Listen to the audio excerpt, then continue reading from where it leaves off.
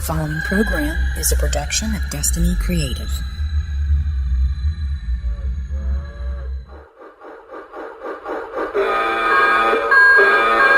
Are you ready? 3, 2, 1, wake up! Welcome to the show, my friend. Thanks for coming round again. Good evening, ladies and gentlemen. We are tonight's entertainment.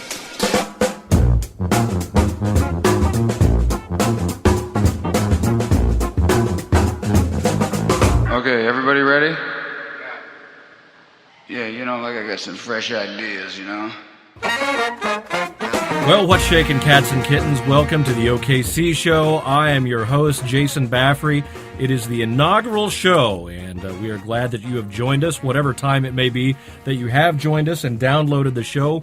We're going to have a great time, and let me tell you a little bit about the OKC show. This is an idea that I've had for quite some time and wanted to do, and got together with Nate Dogg out here, who's producing the show for us.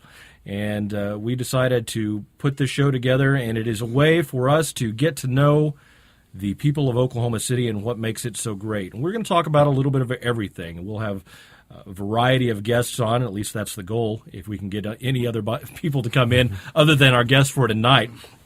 But we are going to be a weekly show, and we will talk politics sometimes. We'll talk technology. We'll talk about what's going on around the city. But most importantly, there are a lot of great people that make Oklahoma City such a great place to live and have made it, if you will excuse the term, a progressive city, but a growing and city that's moving towards the future. And there's been a lot of great things happen since I was a young lad and have made this city very exciting. And hopefully we're going to get a lot of those people in and be able to talk to him. But I tell you what, this has been an absolutely crazy afternoon. Of course, it figures that it would be this way, that thunderstorms would roll in on the day that we're doing our first show. We virtually had to swim to get into the studio today. And I don't know what is going on with the weather around this state in 2010. I swear that it's one of the signs of the apocalypse, and I need to study more about that. But we've had the worst winter in history. We've had the most major flood I have ever seen, people swimming in the streets, and now it's raining again. And I realize that when you listen to the show, it may be long past today, but I feel that it's worth pointing out that it's been absolutely crazy trying to get here and get things situated. But we had a task, and we aimed to complete it, and we are set up, and thanks to Nathan Davis and Dan Mooney, who are producing the show for us this evening. And we hope that you have downloaded the show and you will enjoy everything that we have to talk about tonight. So let's get right into it. Our first guest here at the OKC show is a fourth-generation jeweler. The company has been in business for 100 years in the Oklahoma City area. He is also a social media superstar. No. He has more than almost 2,500 followers on Twitter, more than 4,000 followers on Facebook. I did not count the number of followers that you have on LinkedIn. But ladies and gentlemen, Daniel Gordon from Samuel Gordon Jewelers joining us here in the Destiny Creative Studios for the OKC show. Well, first of all, I'd like to say that I'm extremely honored and ridiculously excited that you all even asked me to be here, because the show can only go up from here. I mean, there are a lot more savvy, smart, interesting people than myself to interview. Me too. So I take it this is a jumping off point for you guys, and you guys will skyrocket. There's no more bottom than you've got with me. So well, I don't agree with that, but I hope you're right, and that people latch on to this, and this continues to grow, and we bring our listening audience lots of great people to talk to. But right now, you're the guy, and we appreciate you coming in. Oh, I'm really excited about being here. Of course, as you know, I love all things technology, and this is just so exciting to see someone in Oklahoma City doing something like this, and I just see the possibilities are just insane. It's exciting, and I just love this stuff. Now, we actually met, if you will, by connecting on Twitter. Right. And then had a chance to meet face-to-face just a few weeks ago at the Get Social conference. That's right. Which was really a great thing. First time I had been to a conference like that. But the social media has just... It continues to explode, and here in Oklahoma City, there is a core group of people that seem to be attached to that movement and are really moving it forward. There is. There's so many now. I mean, I remember when I first got more involved in social media, Twitter especially, the ability to create so many new relationships has just exploded. And, a good buddy of mine, a high school friend, Ryan Parrott, Chef RP on Twitter, he and I have I started Twitter in 2007, and I'm not sure exactly when he got on, but I didn't use it for a long time. And then I saw him on there may have been about a year later, and I started meeting people, and he was meeting people, and throughout this process, just amazing things throughout that journey have happened with different conferences, tweet-ups, events. It's really brought a huge amount of really, really good people and smart people together. Well, I was impressed by the people that I saw at the Get Social conference and the things that I learned there. And for all intents and purposes, I'm new to the whole social media. I've been on Facebook for a couple of years now. I was on MySpace before that, but me too. Got onto Twitter. Earlier this year, I'd tried it out in 2009 and wasn't smart enough to figure out what was going on. Right. And then I jumped back into it, and it started making sense. And since then, I really think that it is one of the most beneficial things that is out there right now, making connections. And certainly by being able to connect to you and being able to have a guest for the first episode of the OKC show, it's already paying dividends. Yes. Well, it's like kind of everything's evolved so much, and now, everything changes so quickly. And, I remember when I really started getting involved in it, and it paying dividends, like you said, like creating relationships. Basically, that's all I'm trying to do, is meet as many people on this face of the earth as I possibly can. I mean, that's my goal. And in the beginning, it's so exciting and new and fresh, and it is. It's this new way to communicate, but we can do so much more. We can extend our lives, our personalities with pictures, photos, and videos out and publish them instantly at any time.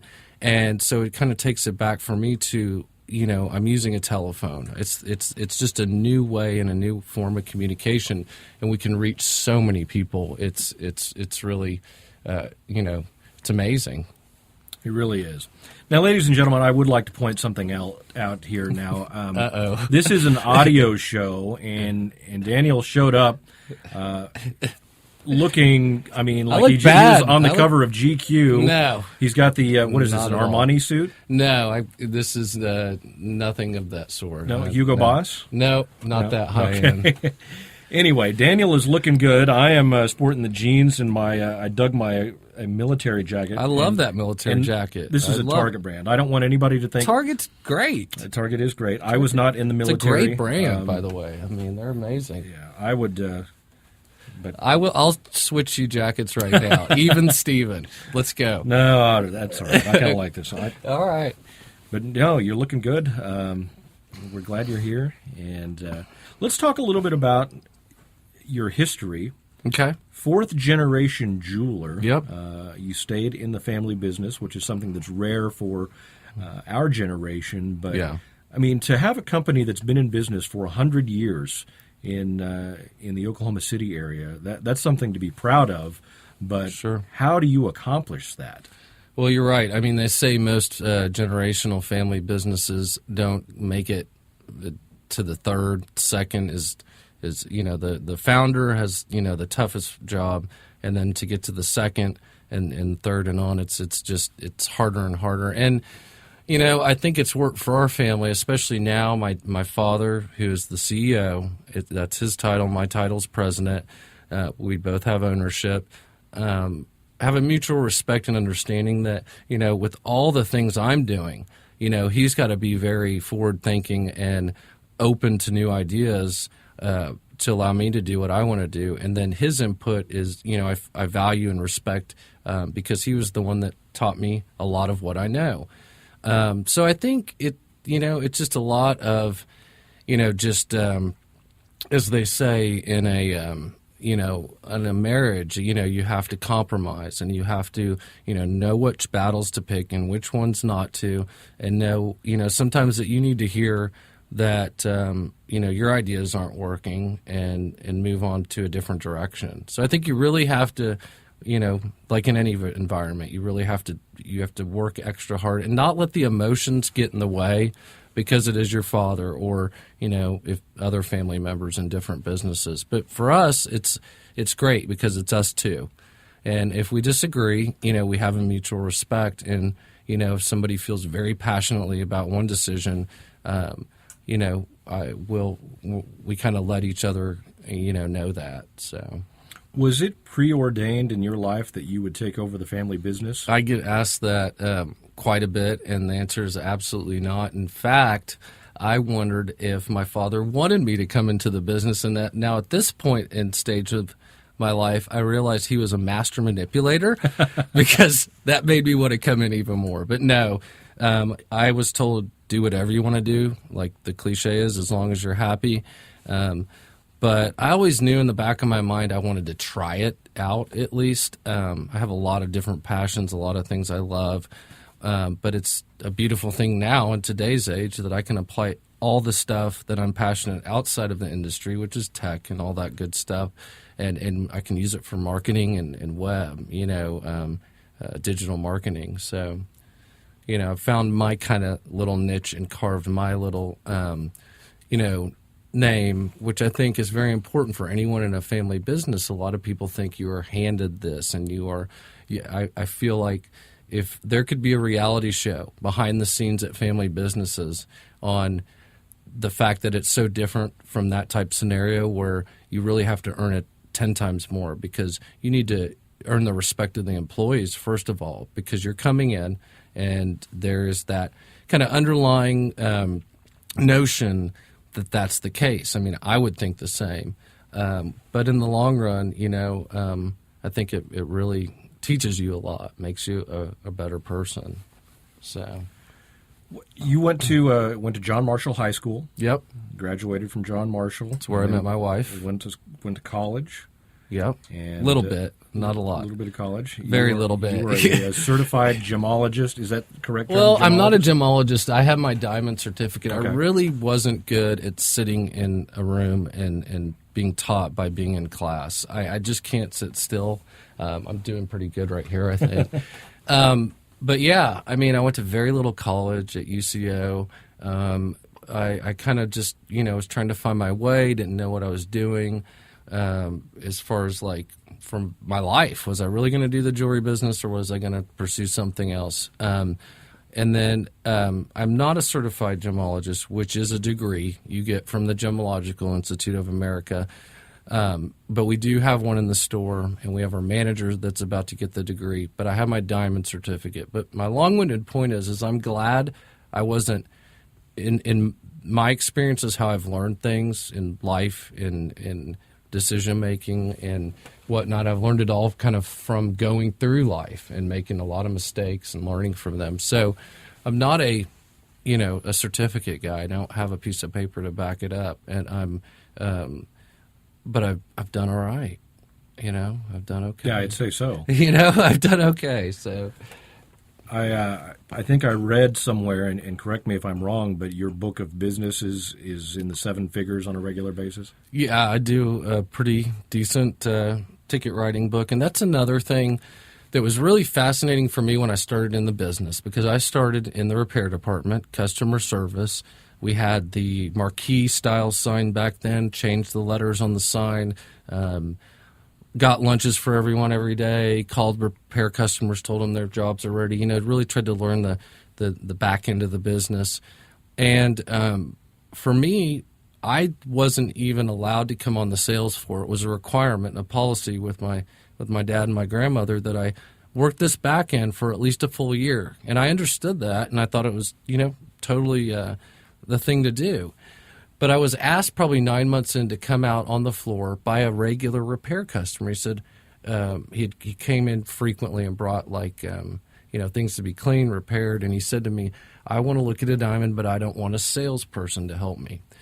We spent about 3 hours together, and that was my first really real sale in the store, other than helping out a little bit here and there with some stuff. And it was $32,000 diamond. And I was shaking when I wrote the ticket, and I remember he asked me, because, we had built up a rapport. He goes, "Is this the biggest sale you've ever written?" And I said, I couldn't lie. And I said, yes. And that, That's the only sale I've ever written. Yeah, it was really amazing. And immediately my dad put me on the floor. Yeah. He said, "You're going to do sales." So that's a good start to it. Yeah. So that was the first thing that I really kind of, caught the knack of. And I'm very competitive.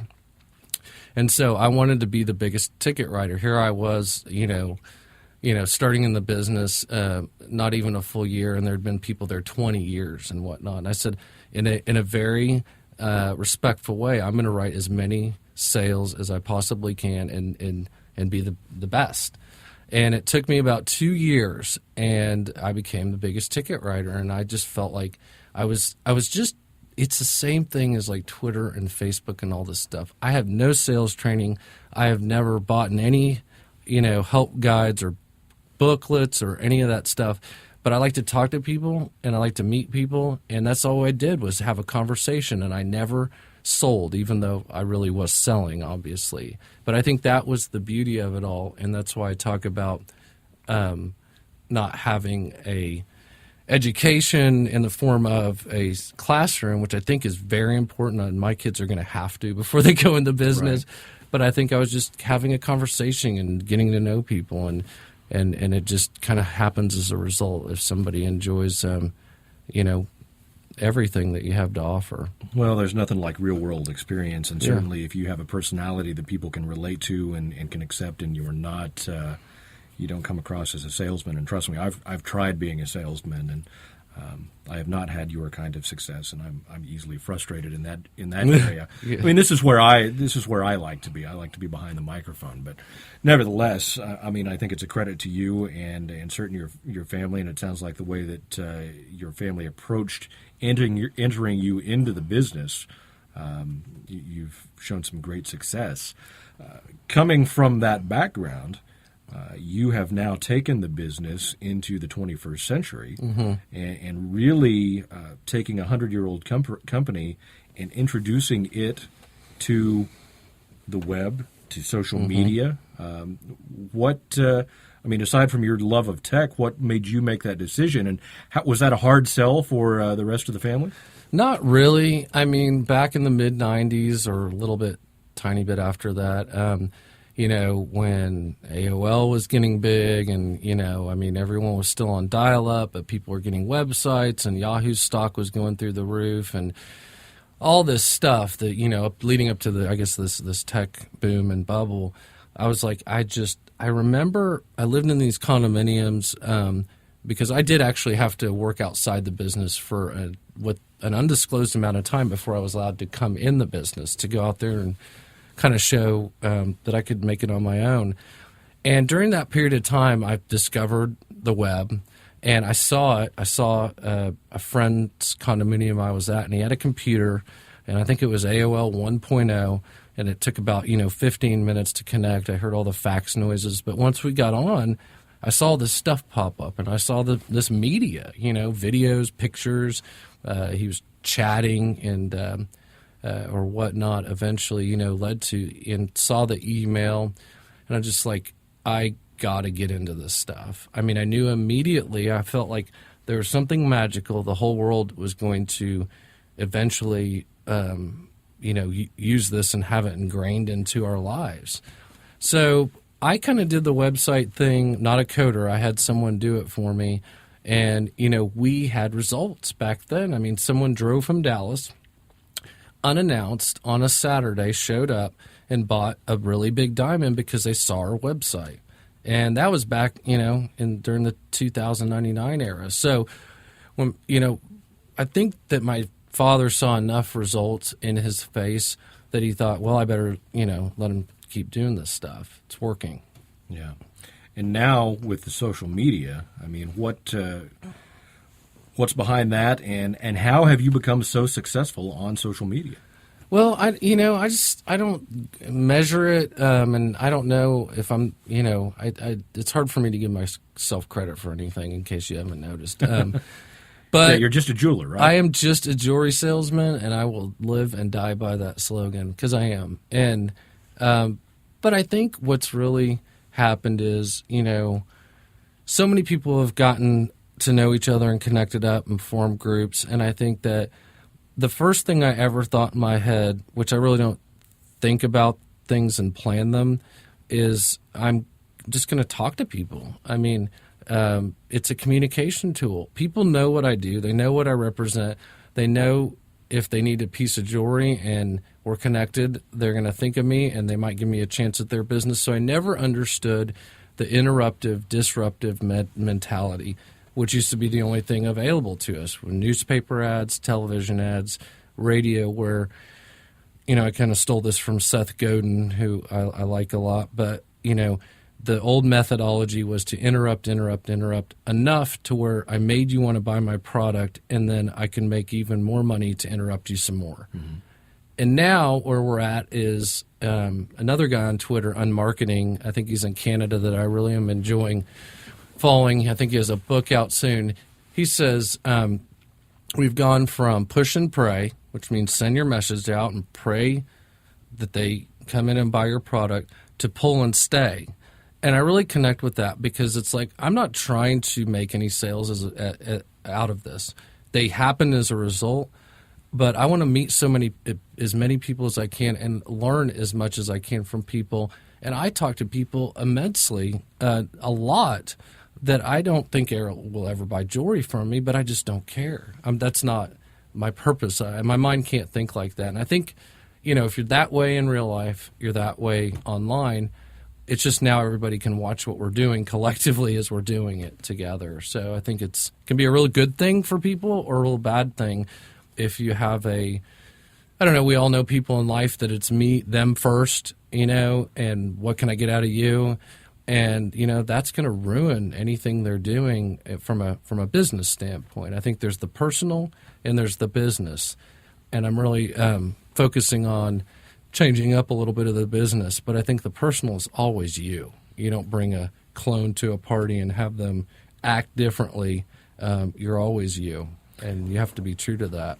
Yeah, it's interesting to see what's going on in the interpersonal relationships that are developing through social media, mm-hmm. and the way that sales and advertising is working through that. Mm-hmm. And for myself, because I every now and then make money from standard advertising, because mm-hmm. I do some voice work and everything, mm-hmm. but I see a lot of people going away from that to utilizing only social media, and I think it's a great medium.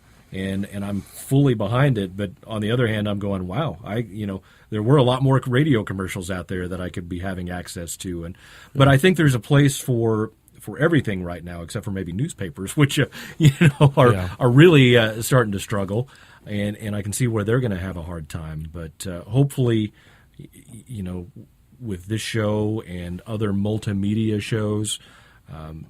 Again, it's a double-edged sword, because somebody like me, who's been in broadcasting for a large part of my life now, and I'm doing this show, but somebody could be doing it from their basement with the microphone in front of the computer, and have as much success as I can. Which, more power to them. And that's what I was thinking about on the way over here, is that everybody can, we know you can be a publisher, you can be, you can turn on your video station, you can push out content, whoever you are, and there's so much content being pushed out now. It's wading through all of that and consuming, the cream rising to the top. It's really interesting. I've been more focusing on, I think, newspaper, radio, and television. Although I wouldn't have said this 12 months ago, has a very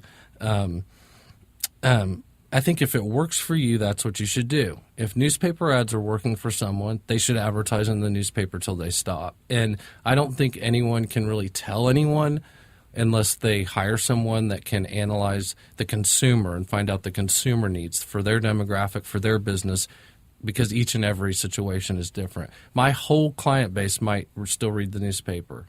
It might not be a huge client base, but if that's what they're looking at and that's what their eyeballs are seeing, that's where I need to be. But I am very comfortable and confident that we're where we're supposed to be due to feedback and analytics and all the different things that I use, which I need to step up even more, which I'm planning to do. So, ladies and gentlemen, you're listening to the OKC Show. I'm your host, Jason Baffrey. I'm joined by Daniel Gordon, the president of Samuel Gordon Jewelers, and we're talking a little bit about the business in Oklahoma City and social media and how those things intertwine with each other. And Daniel, it's we're talking about advertising here and the different methods that are available. Mm-hmm. What kind of we talked a little bit about how you approach the social media aspects, but in addition to the Facebook and the Twitter, you also do a little bit of blogging, mm-hmm. and but you're also out and about a little bit too, and you get some FaceTime. Yeah, I basically I try to go to as many events as I possibly can, time permitting. What it's done for me too is basically open doors to where I get to contribute to like the American Marketing Association chapter of Oklahoma City, which I never would have done without getting to know so many people and forming relationships. The Philharmonic, the committee for the board of the Philharmonic Overture, and I want to get as involved as I can because I feel like I can spend my whole day and night behind the computer talking to people, but at the end of the day, what really counts is turning that into a real life relationship that we can add value to one another. And I think that's the end result that, is the goal to eventually happen like, we're doing right here. Yeah. So. And that brings to mind a good question. How do you handle your time management with what you do online and what you do in person and having time to run the business and be on the sales floor? I mean, that has to be pretty intense. It can be at times, and it's such a blessing that it is intense because otherwise nobody would want to talk to me. But to answer your question, I've been asked this question a lot, and I think it's a great question, and I hear all these different things when I go to the jewelry show and we do panel discussions and all sorts of things. How much time should you spend? How much time? And people have a various amount of answers, and I think there is no answer. And if you boil it down to this, our phone is always on. The phone has a voicemail. The phone can call in and call out. All we're doing is communicating. You never turn your phone off. If you go to sleep, if you have your home phone on, because there might be an emergency. Now, I would say that I'm not on 24 hours, 7 days a week as far as like physically on it, but I kind of view it more as like this is just another telephone. And, when someone calls in or tweets me and I get the message or I see it, then I'm going to respond. If I need to contact someone out in the social media web, then I'm calling them out. So I just think your computer is now another device just to communicate. So you don't dictate how much time you spend on it. And I think randomness with some sort of a strategy of where you're going with contests online and whatnot for your business is great, because I might see a gorgeous piece of jewelry or something I found online and post it randomly instead of manufacturing a whole year's worth or 6 months worth of a timeline. And I think that's a difference between somebody that is doing something where it's truly coming, from your heart or what you're experiencing at that time, just like in real life. So you're pretty much always connected. Always connected. And do you get in trouble with your wife for that? She, in the beginning, we had, because I tell you, yes. My wife says, You spend more time with that thing than you do with me. You need to put it down. Let's just put it this way. And you can follow her at Amy Gordon, just because I want to tease her so she gets a bunch of followers. Because she'll tweet once every, a week or more.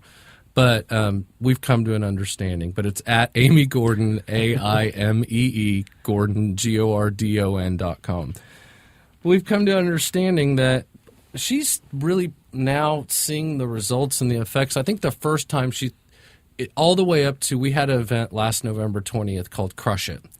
A guy named Gary Vaynerchuk, he has Wine Library TV. Yeah. I don't know if you've heard of Gary Vaynerchuk. Yep, I follow him. He came to Oklahoma City through efforts of a huge group that got together that really got a lot of people to know each other even more, through social media.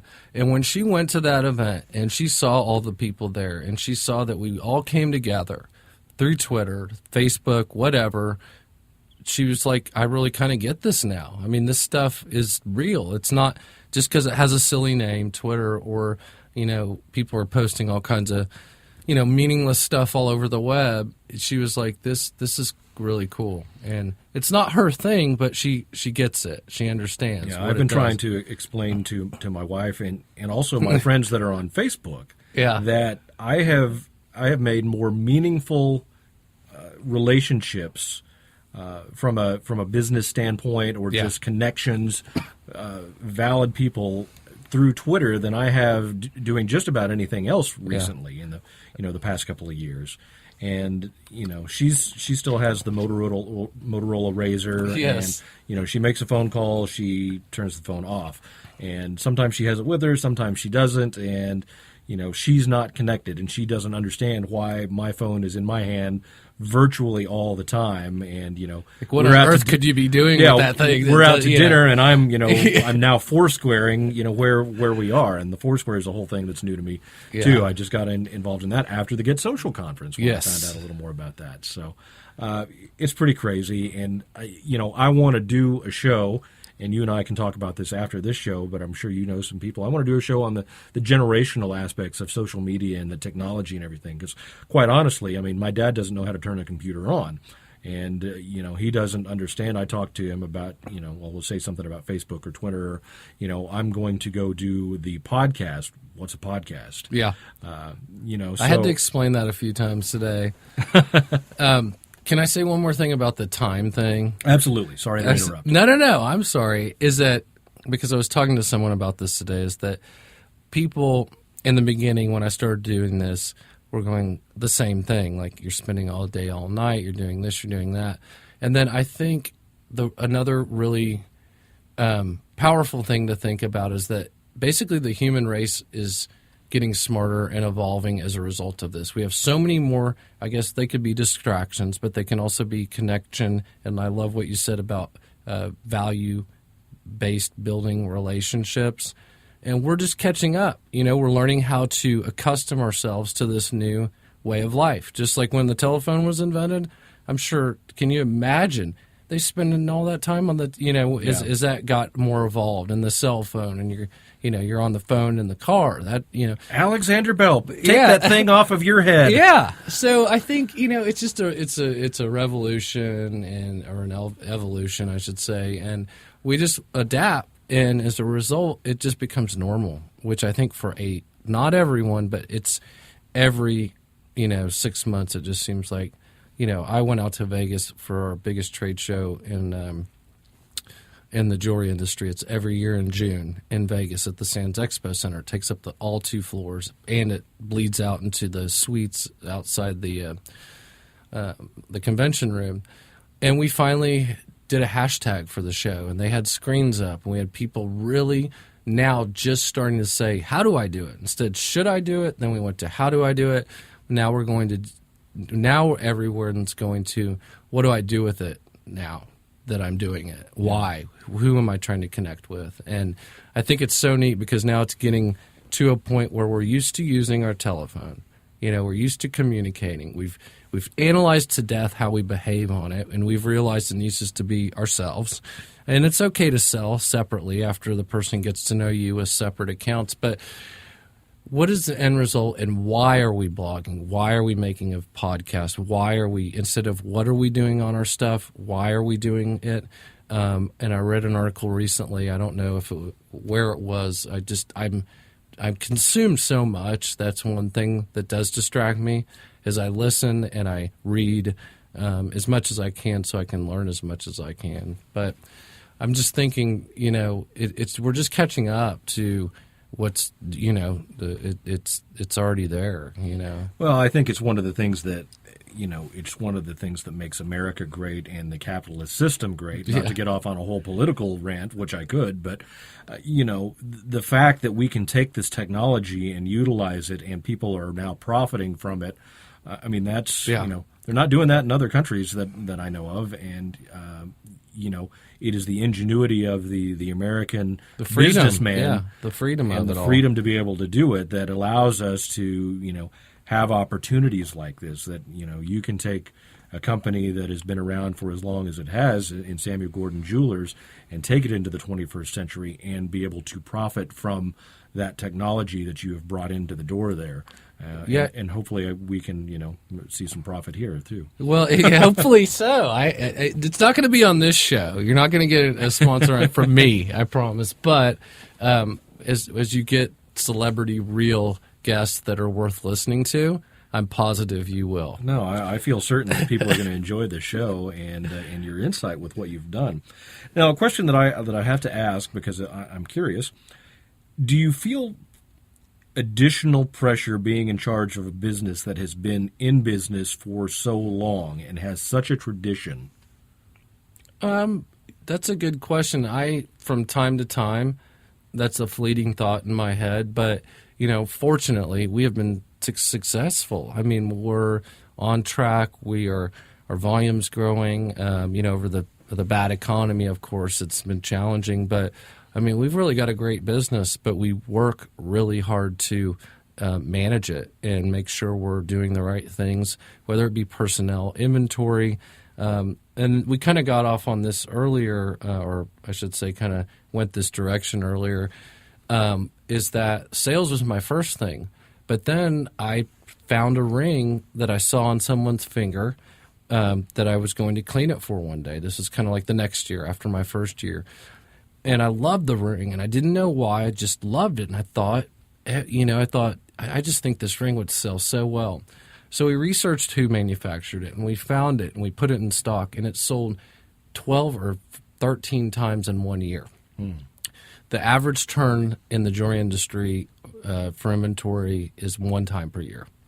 Wow. So I found another calling, and I love design and style. I'm not a designer, but for some reason, I think once again it goes back to having no training whatsoever, not having any influence, and just going by what my eye sees and what I love, because it probably back then I'd seen so little. It was very basic, but it was advantageous to me because then I became eventually the buyer for the store. Yeah, so you have a natural eye for design and what is going to sell. And I've done that. That has been the case. And then I kind of, after that, merged into marketing because I was fascinated with marketing. And I think that, in the end of the day, on the business side, is probably like what I get the most jazzed about. Creating something that, brings business in, but that also is something, that's why I just try so many new things. I want to,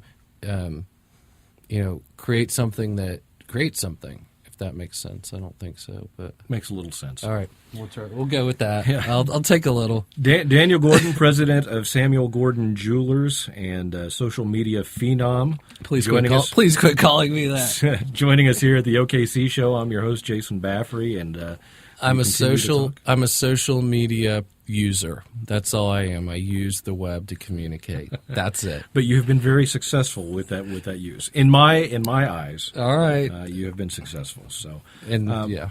Let's talk a little. I talked at the top of the show as I was kind of doing an intro. What makes this city great, and that's what this show is about.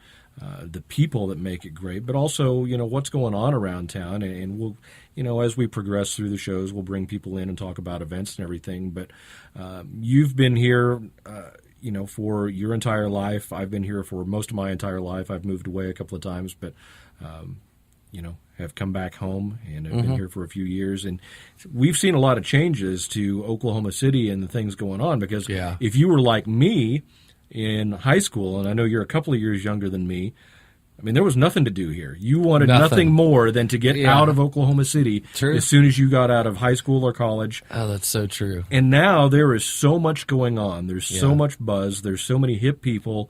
We have a great art museum. We have, the Paseo District. But what gets you jazzed? I mean, what do you like to do around town? I am lately been so much of a homebody, but when the NBA came here all the way back from, the very beginning, I love that. I love the NBA experience, the showmanship, because I actually did move away a little bit when I was younger. I spent a little bit of time in Clearwater, Florida, where my mom lives. No kidding. Yeah. I lived in Clearwater, Did Florida. you really? I did. In the mid-'90s, I was in Clearwater, Florida. I went to Countryside High School. Okay.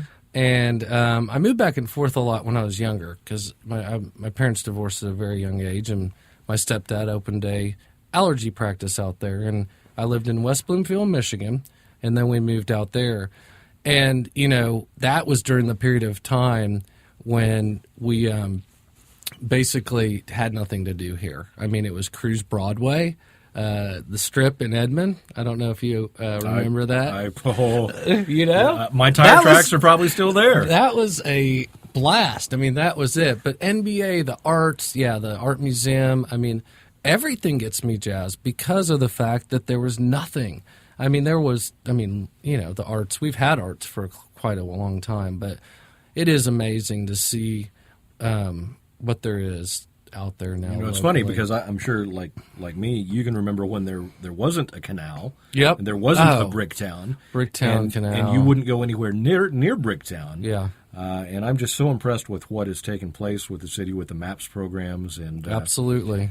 I tell you what, I am not an NBA fan, or was not an NBA fan, but I got so fired up with the Thunder going to the playoffs and became an NBA fan, and it's so exciting to see a professional sport, and now with the OKC Barons hockey coming to town, there are just many great things that are about the city. I just want to say, and this is totally from the heart, is that basically it's the leadership of this community. I mean, it's the Mayor Cornett, which I had the pleasure of connecting up with his son, Casey Cornett, because he's on Twitter. Yeah. And, we've become acquaintances, and I consider, him a friend.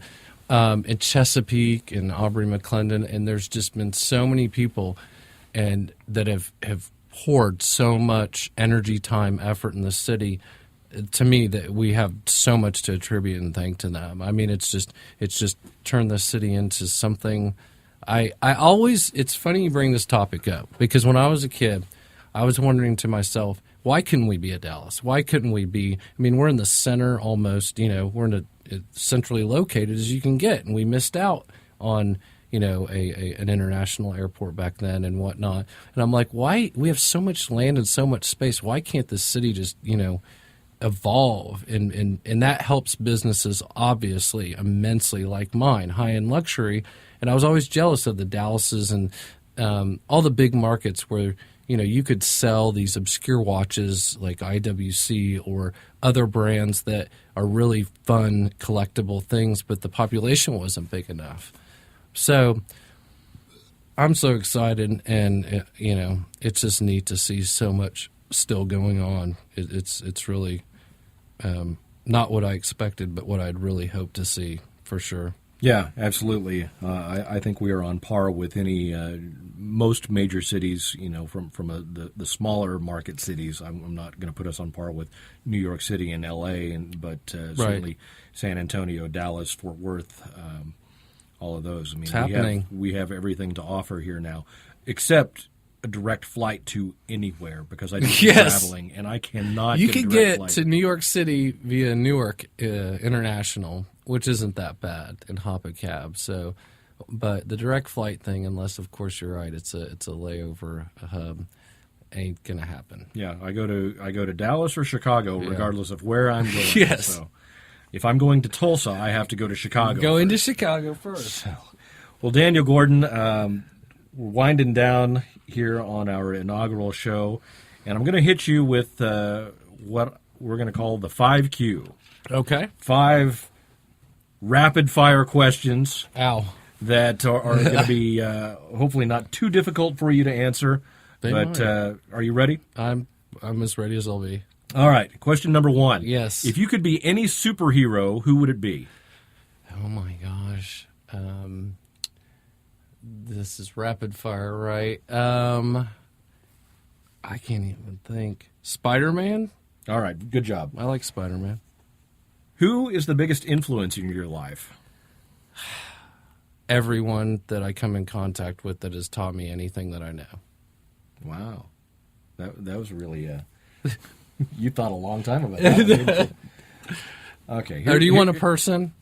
No, that's good. That's a good answer. Okay. Whatever works for you. Yeah. All right. Here's one you might have to think a little bit about. What is the most important piece of advice you've ever received? The important piece of advice. Yeah. What has somebody told you that you have carried with you?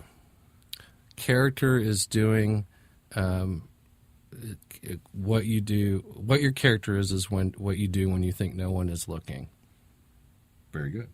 All right. What is the most important piece of advice you would give someone? Don't get involved with social media. And here's the final and what perhaps could be the most difficult question for you, Daniel Gordon. It'll be easy. Marilyn Monroe sang a song Oh, gosh. that has probably done more for the jewelry business than any other. Sure, I'm not singing it if that's what you're about to... What is the title of that song? Diamonds are a girl's best friend. There you go. Congratulations, Daniel Gordon. What do I win? I win something? Well, you win... to get to be on the show. Yeah, you already won that opportunity. Yes. Well, we appreciate you taking the time out of your busy schedule. I had a blast. And being here with us, the OKC show. Thank you. I'm sure we'll have you back because there's always more that we could talk about, and we could find a variety of topics. Oh, yeah. And I hope you'll tell your friends about it. And you know it. Ladies and gentlemen, we thank you for joining us and tuning in here at the OKC show. It's been a great time. Be sure to join us for our next show.